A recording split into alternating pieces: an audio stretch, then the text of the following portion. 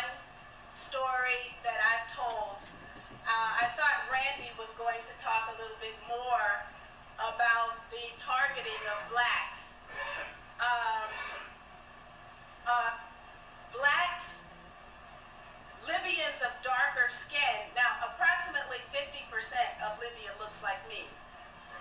And so you can imagine what a cataclysm could befall the country if people who look like me are being attacked by people who look like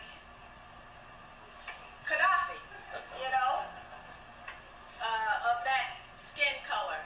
So you've got a country now that's being divided along skin color in Africa. I mean, it's a conundrum.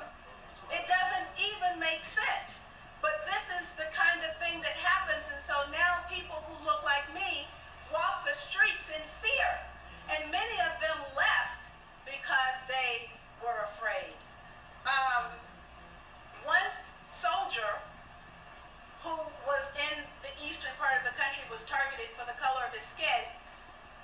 The NATO allies, Libyan NATO allies, which are called the rebels, used his cell phone, called his family, and told them to watch Al Jazeera because they were going to see what they did to their loved one. And when they watched Al Jazeera, they saw their loved one, their family member, tortured and hanged. And actually, I think that image went around the world of the soldier who was hanged. Well, I visited his family. I went to his home.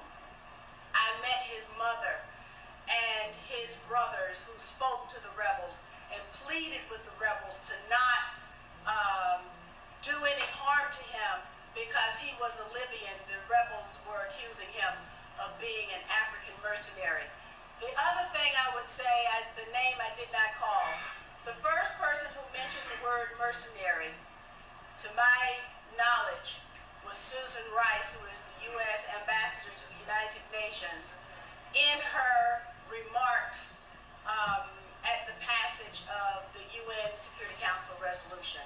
So you could say that our country is responsible for introducing this Willie Horton type of politics onto the African continent.